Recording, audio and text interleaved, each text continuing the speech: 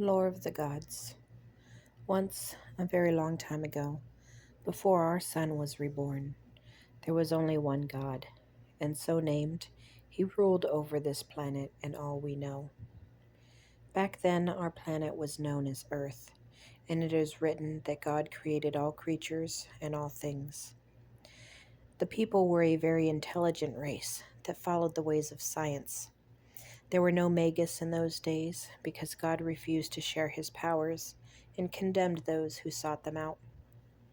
And so, little by little, the Mortalis grew into a people of technology, never understanding the elements, never relying on God, and finally forgetting him entirely.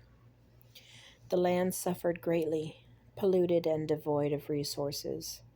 The Mortalis changed slowly from intelligent beings into dark creatures called Gragan, who lived by fear and fed on one another until all but a handful remained across the planet.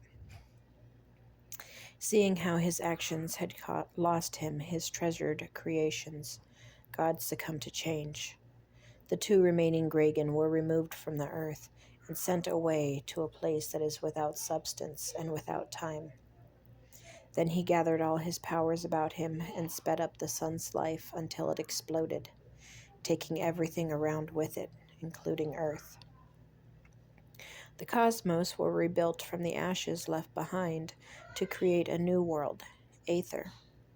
He deemed this his new heaven and would devise a way to share his powers and maintain control. He took a new name, Sator, and divided himself into two lesser beings, the Celestials, gatekeepers of the ancient powers, charged with watching over Aether and protecting it, even from Sator himself. For only in his uni state did Sator have the power of creation, able to demolish and remake the universe if he chose. Tinnitus, the solar god, commands power over the elements of fire and earth, while Tenebra, the lunar goddess, controls water and air.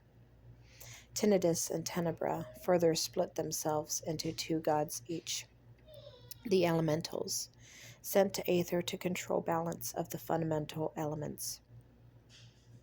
Lacus, the ever-temperamental aqua god, controls water. Ustrina, the feisty Ignis goddess, controls fire. Solemn, the mighty Terra god, controls earth. And Procella, the swift air goddess, controls air. And so the elementals remained here on Aether, merging back into celestials when it pleased them.